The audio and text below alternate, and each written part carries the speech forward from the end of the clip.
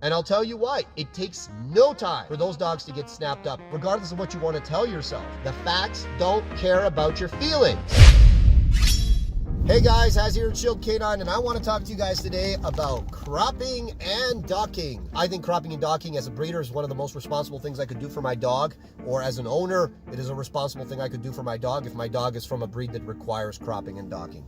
And let me tell you why. So the people that are against cropping and docking, animal rights activists, of course, right? Generally, they scream that it's abusive to perform a minor surgery on a dog that only has a cosmetic benefit. And let me tell you why they're wrong. Visual appeal is the greatest asset that a breeder can impart to a dog. Visual appeal is one of the greatest assets that a dog has, period. Think about it. Dogs rely on us. Human beings are very visual. Things that have visual appeal have higher value. Things that have higher value are taken care of better. And if you suspend your emotions and actually think about it from a logical standpoint and really look at the facts of what we are as human beings and what the reality is, you'll understand why visual appeal is super important. As a breeder, number one, I make sure that I breed dogs that, of course, they're functional in their temperament and their workability, but also they should be visually appealing. I'm not breeding dogs that are ugly. That's not my goal. My goal is to produce dogs that are appealing in their character,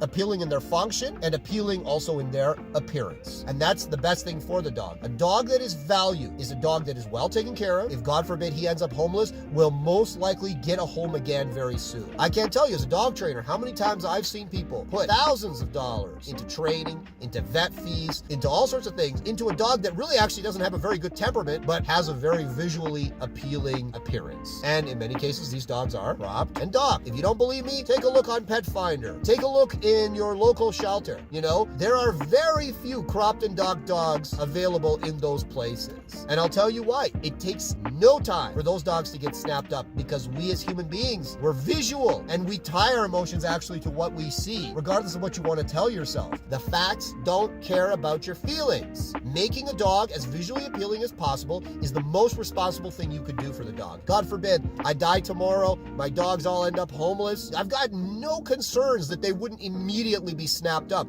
because they have value. They look good. They also act good, but they look good too. And that's really, really important. It's actually more important than how they act, sadly. To be honest, most rescues, they won't even take a dog that has behavioral issues anyway. So the visual appeal is really what sells the dog at the end of the day. So that's number one. So we've shot down the whole doing a surgery for visual appeal is bad. It's good. These breeds where cropping and docking is traditional, in general, with very few exceptions, look like literally 50% better cropped and docked than they do without. Don't believe me? Look at an uncropped Doberman. I don't care how nice the dog is. He looks like a skinny hound dog. The cropped ears make the dog look like literally 50% better. So the best thing I can do for my dogs as a breeder is, of course, to make sure that they look visually appealing, because this makes the dog have a much higher chance of having a higher quality of life. I'm not saying that ugly dogs shouldn't have love too. They should.